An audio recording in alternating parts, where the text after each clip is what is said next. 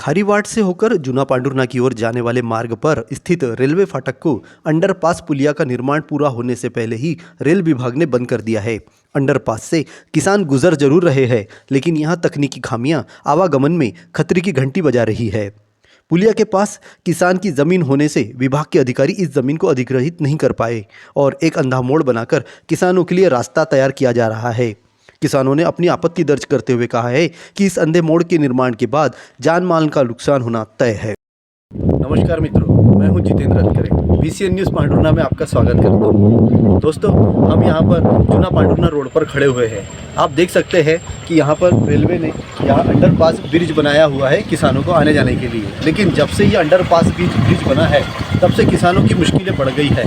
यहाँ पर किसी किसान का खेत है जिसने अपनी ज़मीन को मापा है और रेलवे और उस किसान के बीच में ज़मीन अधिग्रहण को लेकर समझौता नहीं हो पाया है। अब किसान अपनी ज़मीन से रास्ता बंद करने के चक्कर में यहाँ देख सकते हैं रेलवे इसका जो तोड़ निकालना चाह रही है वो इस तरह की सड़क बनाकर निकालना चाह रही है और इससे किसानों को आगे और परेशानी होने वाली है। यहाँ पर जो ब्रिज बनाया गया है, इस अंडर ब्रिज को बिल्कुल नीचे से गड्ढा होते हुए बनाया गया है।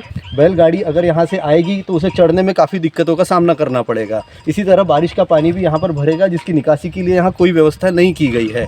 उसके बाद यहाँ किसानों का कहना है कि जब ये इस तरह से मोड़ बनेगा और इस मोड़ पर एक्सीडेंट होंगे तो किसानों को जान माल का नुकसान भी हो सकता है।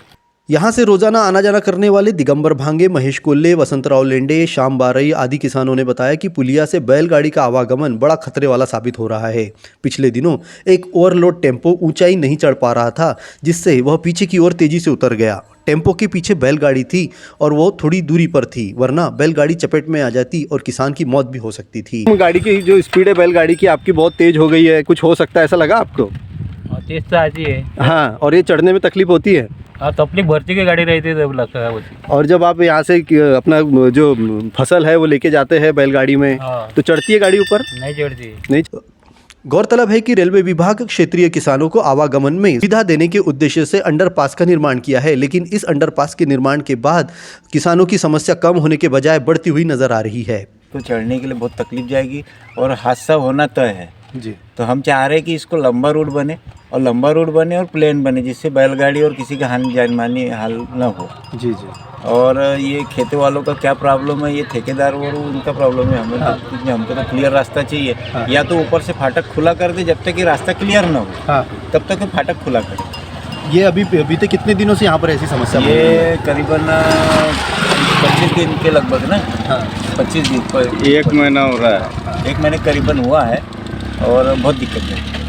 हमारे साथ एक और किसान भाई जुड़े हुए हैं जो यहाँ से हमेशा आना जाना करते हैं। कोल्ले जी नमस्कार। नमस्कार। किस तरह की समस्याओं का सामना कर रहे हैं? यहाँ समस्या ये है कि अगर पानी आ जाता है तो यहाँ से चलने को जगह भी नहीं रहती है, और ऊपर जब चढ़ाव में कोई गाड़ी छोटी मोटी चढ़ती है तो रिवर्स आके वो जो पैदल चलने वाले जो है वो उनका कभी भी एक्सीडेंट हो सकता है जी।